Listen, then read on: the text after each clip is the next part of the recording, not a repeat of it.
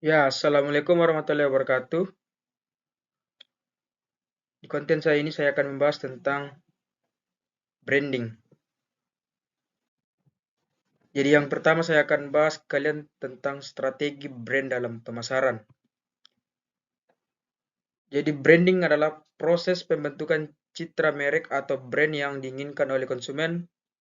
Hal ini dilakukan dengan cara mengoptimalkan berbagai elemen seperti logo, slogan, desain kemasan, dan lain sebagainya.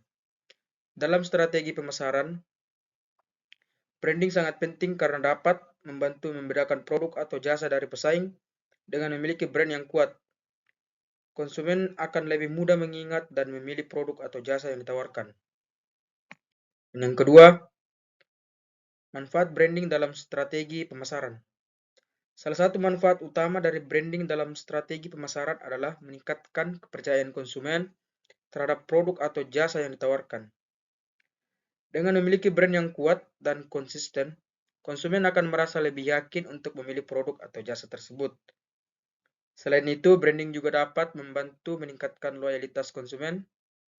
Konsumen yang merasa puas dengan produk atau jasa yang ditawarkan akan cenderung memilih kembali produk atau jasa dari brand yang sama di masa depan.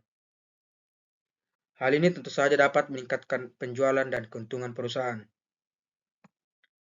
Yang ketiga itu strategi branding yang efektif. Untuk menciptakan branding yang efektif perlu dilakukan beberapa strategi. Pertama, perusahaan harus membuat brand yang konsisten dan mudah diingat oleh konsumen. Hal ini dapat dilakukan dengan membuat logo dan slogan yang sederhana namun unik.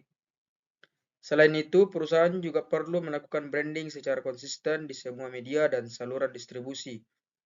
Dengan begitu, konsumen akan lebih mudah mengenali brand tersebut dan memilih produk atau jasa yang ditawarkan.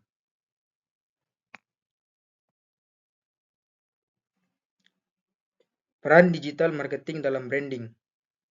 Dalam era digital saat ini, digital marketing sangat penting dalam menciptakan branding yang efektif. Perusahaan dapat memanfaatkan berbagai platform seperti website, media sosial, dan email marketing untuk memperkenalkan brand mereka kepada konsumen.